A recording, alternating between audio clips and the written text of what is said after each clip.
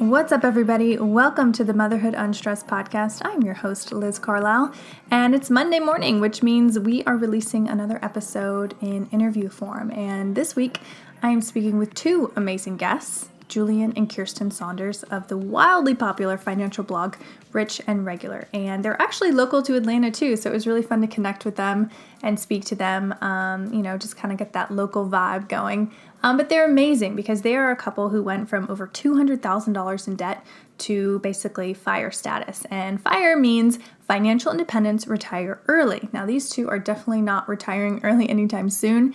They are coming out with so much great content on their Instagram and their blog. I mean, I'm just amazed by, the power of their blog and who they're reaching and who they're inspiring. And that's really kind of what we get into is what is their mission? What is their purpose?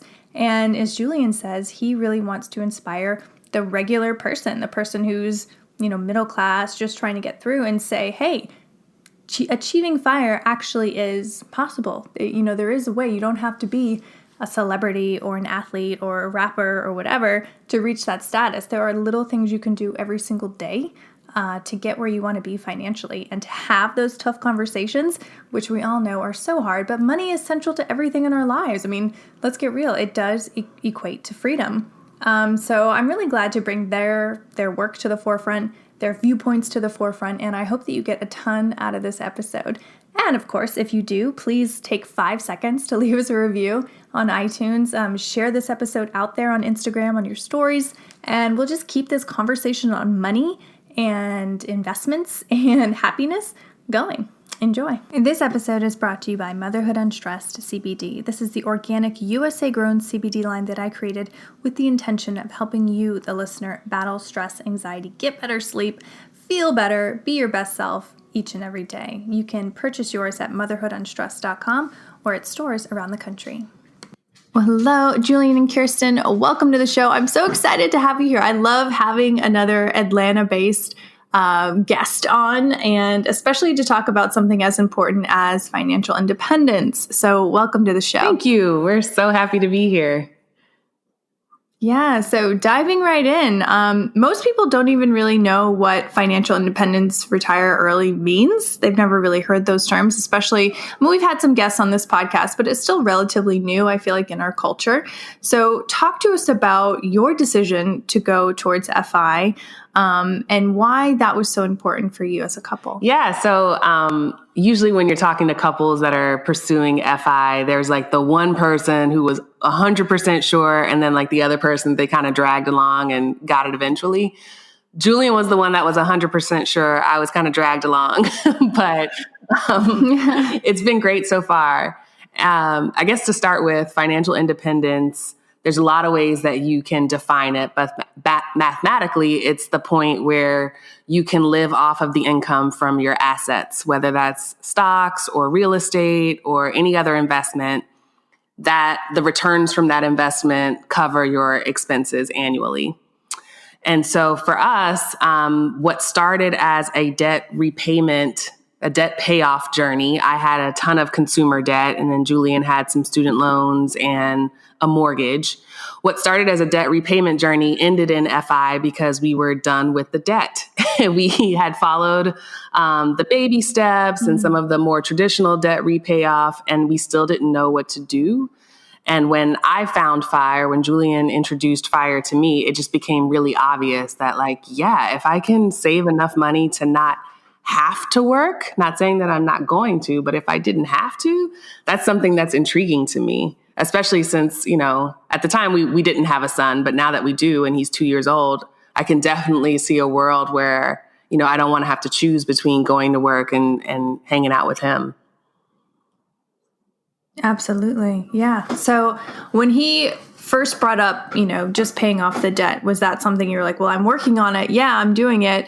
Or was it like, okay, yes, I'm immediately on board? Because I feel like that's something that so many people in America struggle with. I mean, we've all got student loan debt, and obviously consumer debt is a huge piece of the puzzle. So take us through that actual process of getting on board with, let's just get rid of this debt as soon as possible. I was one of the Americans on the struggle bus. I had no intention of paying off my debt until Julien forced it.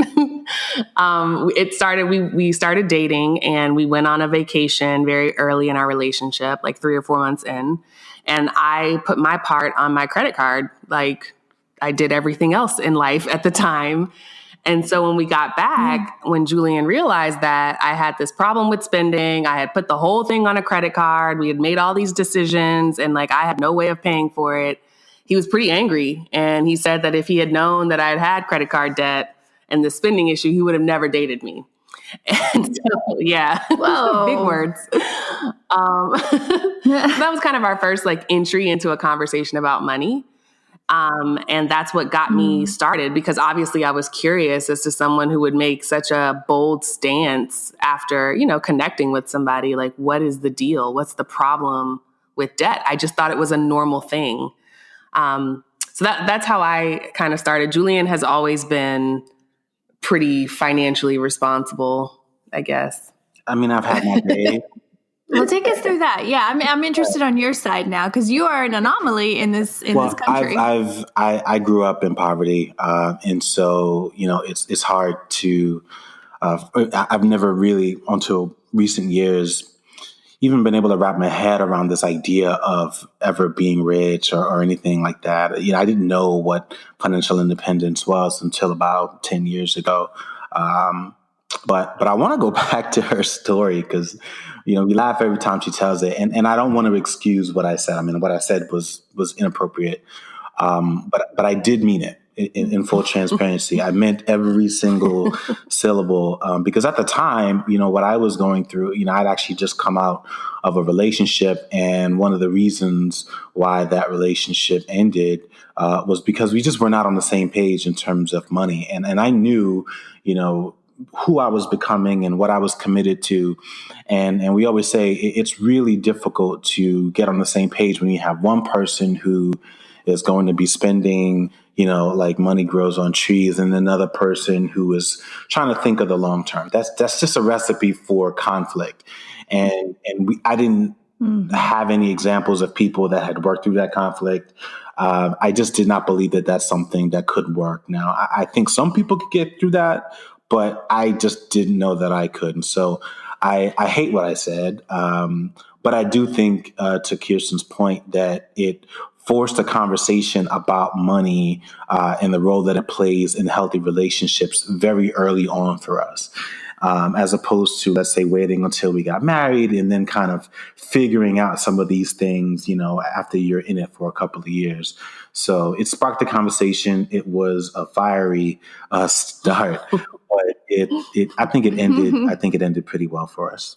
Well, clearly, I mean, you guys have developed an amazing brand called Rich and Regular. Your Instagram following is so engaged, and your blog is so interesting. I was on there this morning in preparation for this interview, and just the topics that you touch on, I feel like speak to so many people, but specifically really that hardworking kind of like middle class, even like below that, group. So why is speaking to that so important to you guys? I think it's different for both of us, but to me, it's important because that's where I came from, and those are my friends, and those are my family. Those people are my family, and so I also think specifically this is not an issue that's isolated to the Black community, but we don't talk about money. We all experience it. We all know that it impacts just about every aspect of our lives, but people don't talk about money. And so whenever I would be on a work function or just out hanging out with some old friends, we would talk about all of these frustrations. And money was a common link in every single person's gripe, but we never spoke about money. And so I just found that to be odd.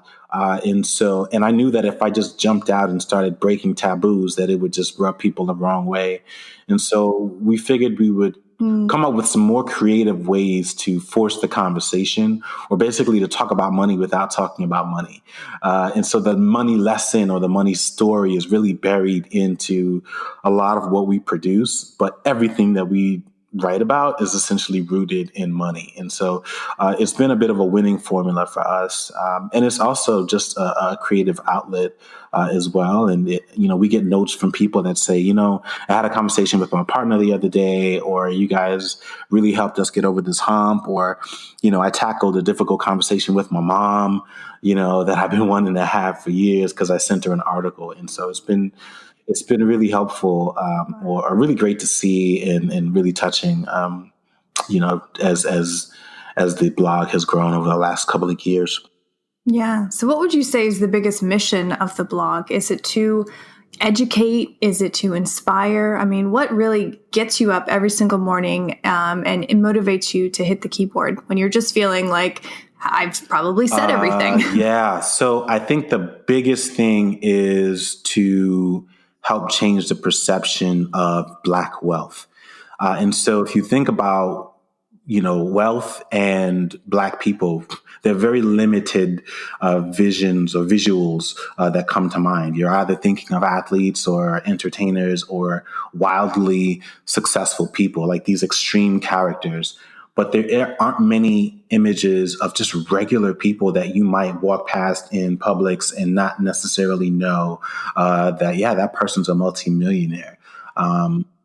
I do think that white people have way more examples of that, and there's nothing wrong with that. I'm simply saying we want to help challenge that and offer people an alternative, because we do understand the power of symbolism. And when people see regular people that look like them, cuss like them, have a baby like them, struggle with the same things, maybe even drive the same car, it's a lot easier for them to say, hey, I can be that. It's easy to say, yeah, no, you can't be LeBron James, right? Like, you cannot be Oprah Winfrey. It's very easy to say that because those people are extreme. But that's essentially that's where the examples for our community stops.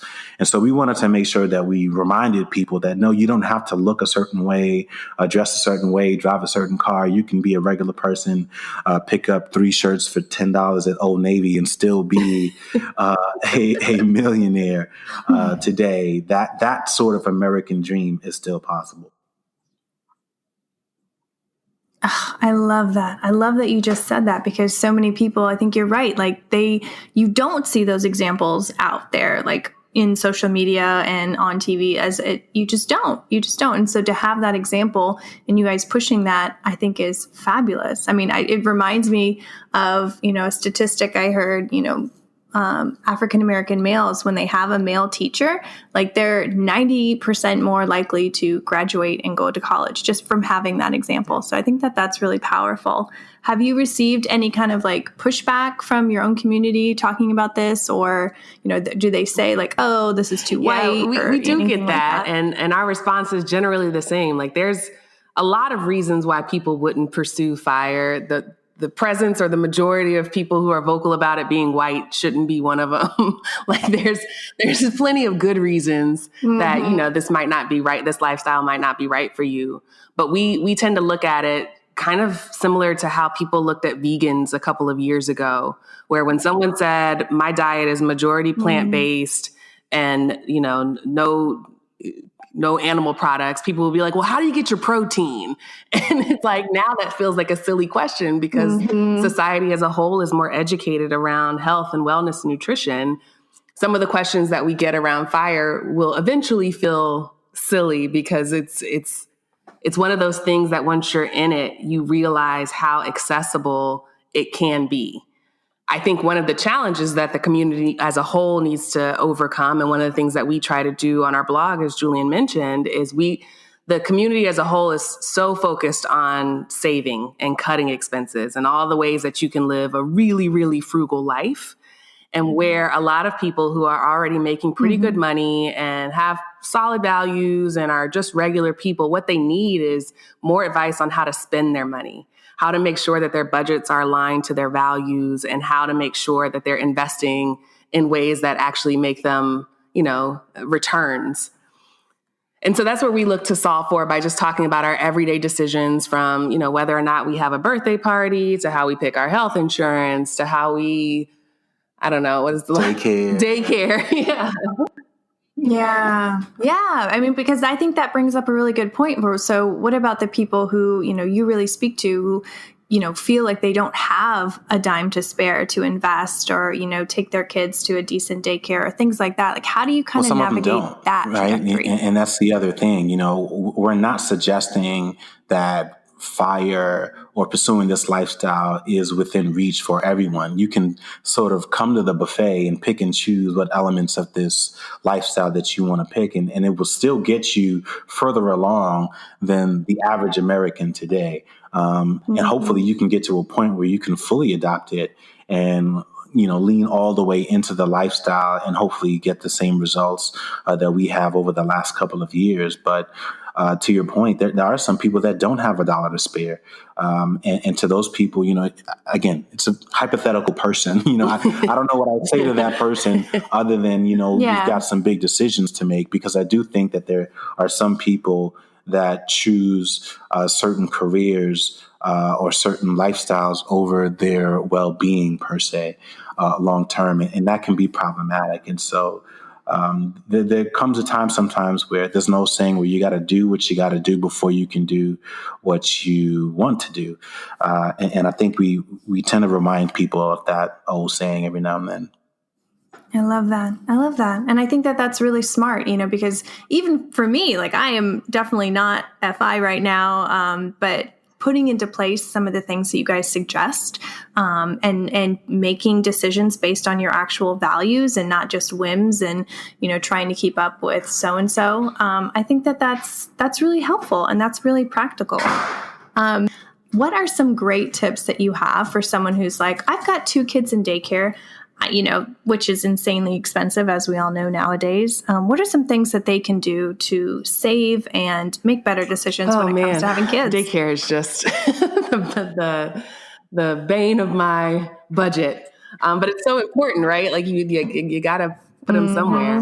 One of the things that we did earlier on was we made sure to make our sons food.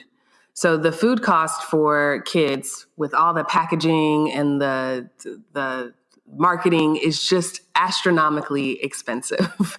And a quick search on Amazon will allow you to find pouches and containers where you can make their food in bulk. So instead of buying like the applesauce packs that are, $4 for 6 of them, you can just buy a jar and transfer it into like empty pouches.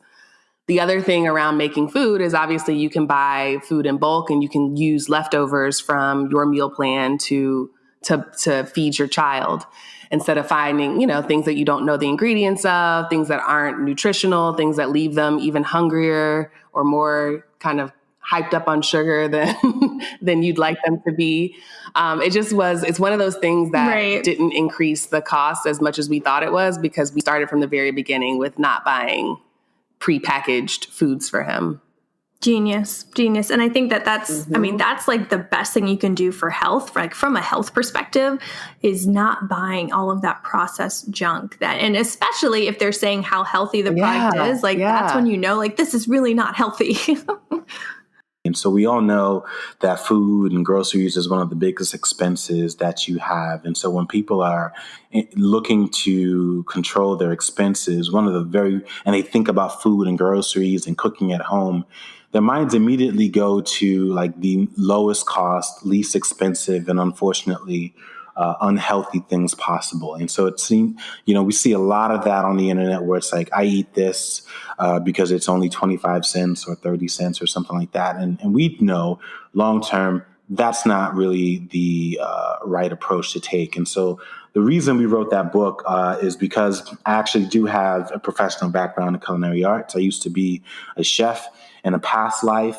And I know that cooking at home is one of the best ways that you can, one, take greater control over what you eat and your nutrition. And 2, one of the best ways that you can save money month to month. You can activate it as often or as frequently as you want. And so, but a lot of people don't know how to cook, right? And so it's like, well, where did you learn? Sure, you could watch the cooking channel and the Food Network. But what I've learned is that they're teaching you recipes. They aren't necessarily teaching you how to cook. And so even if people get like meal plans or something like that, they oftentimes don't get the results that they're looking for, and then they blame whoever the chef is that wrote that recipe. That was me. When sometimes it could be that, your technique was a little off, or, you didn't do this one particular thing correctly. And maybe they didn't elaborate on that because they assumed that certain technique was a given. And so all that to say, the book really breaks down the fundamentals of how to cook at home. So if you don't cook at home and you don't know where to start, we wanted to say, well, start here. And so this is what you get. This is how you organize your kitchen. These are some of the tools that you need. This is what you don't need, because it's just a fancy gadget that you can do using this other thing. And these are the core cooking skills that you can master that are going to widen the number of possibilities that you have. And so it's been great so far. It's been really well received. And so even the people who know how to cook, it's helped them to step their game up a little bit, but especially for the people who just struggle in the kitchen, we found that based on the feedback that we got, that it really helps give them a starting point and encourages them to eat better, even though the budget is tight. I love that. And kind of going back to the people that we were speaking about before, like, you might not have an extra dollar to invest, but if you can save $200 on food a month, like, you can invest that. Like, all these little hacks that you can do, and you're getting healthier in the process. I think that's genius. And that's, for cooking is intimidating to me too. I'm not going to lie. My husband does most of the cooking. But to have a resource like this to where you can kind of ease into it. Right. I had the privilege of actually going to culinary school, even though I paid a pretty penny for it. But it's really not a skill that a lot of people are taught these days. And so we know that that's a bit of a hindrance to keeping people on a tight budget. And so we wanted to at least provide a solution that can help people that are in that situation. Absolutely. So we've kind of covered a lot today: parenting, culture, obviously FI. If there were one key takeaway that you would want our listeners to walk away with, that's a good one. What would that be? I'll probably combine all the things that we've talked about and sum it up as community. So one of the other tips that we've realized in this journey is that the bigger your community, the more valuable your community, the easier concepts like FI are. So with our son, I'm in a community of mothers and families and parents who are happy to pass on previously loved items. If one person's going to the beach, we don't all have to own a travel stroller. We can just borrow the one from our neighbor down the street. Same with toys. Mm-hmm. It's going back to that idea of community, and that everybody doesn't have to own one of everything. You can just, the kids can come together and learn to share. And the same is true with financial journeys and all the other life's pursuits. It just becomes so much easier when you have that safety net of community. I don't have a different thing. She stole my thing. But I'll elaborate on that. Anytime you take a big life change, whether it's I'm going to, be very deliberate about my health and nutrition, or I'm going to try to get back in shape, or I'm going to eliminate debt as fast as possible and adopt this new lifestyle, you're going to isolate yourself to a degree. And so this is why community is so important, because unfortunately, losing some people that may be a part of your life today it can be a natural byproduct of you grabbing the bull by the horns and reshaping your life. And so you need people who understand where you are at that moment in your life. And I completely agree with her. Community is the secret sauce, if you will, that really helps these sort of big life changes to stick. And so if you want to save on money, I'll give you an example, going right back to food. You may say, well, I don't want to buy these things in bulk because I'm not going to use it. Well, maybe your neighbor will go half with it, right? And so you guys can do that together and start sharing some of these resources. And then you just spend maybe an hour a week dividing it all up, so you have everything that you need. It's still a win-win. And in the process, you build a better relationship with someone who's in the same boat. So community, community, community. Oh, I love that. And I think that's something that we're all craving. We're all, in this day and age, we're so connected on social media, but really so many people feel like they're not seen and they're not heard and they don't even have a friend in the world. Like I hear it again and again from women listeners and everyone on my Instagram. So you're right. I think it's just a crucial element that we need to bring back Thank you. in this day and age. But it seems like you guys have really found it. Okay, so I do always end with some rapid fire questions if you're ready. All right, let's do it. She's terrible. I am terrible. I freeze every time there's a rapid fire. It doesn't matter how prepared I am. I'm like, No, these are good. These are good. Okay. Financial independence is? Freedom. Yeah. See, that was easy. The world needs? More love. Good food. And I'm grateful for? Wine. Time. Owning my time, yeah.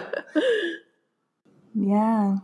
And last one, what's something that you've learned in life that you wish someone would have told you earlier on?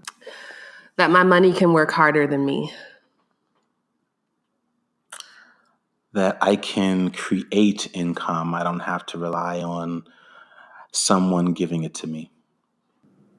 That's powerful. Those are both really powerful. And hopefully someone listening to this right now has just been inspired. So if they want to find out more about you guys, where can they find you? How can they contact you online? Yeah, our website is richandregular.com. And then we're also on Instagram, Facebook, Twitter, and Pinterest at Rich and Regular.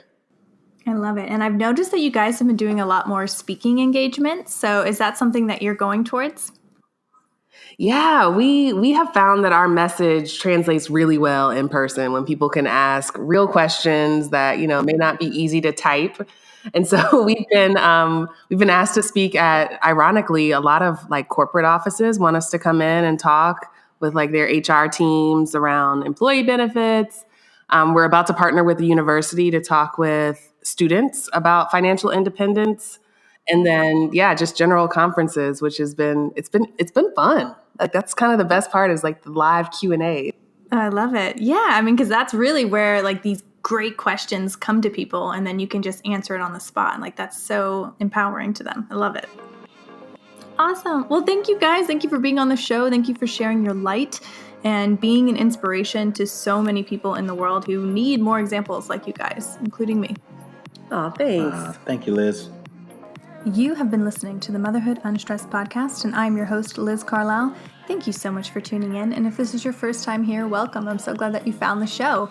If you would be so kind, take 5 seconds and leave us a 5-star review on iTunes. That's what notifies other people about the show and gets conversations like this out to more and more people. And I do truly believe in my heart that we are changing lives on this show and uplifting others, and that is everything. That is my purpose for being on this earth. So by you sharing and leaving a review, sharing on your Instagram, you are a part of that mission and that purpose. So from the bottom of my heart, thank you. Till next time.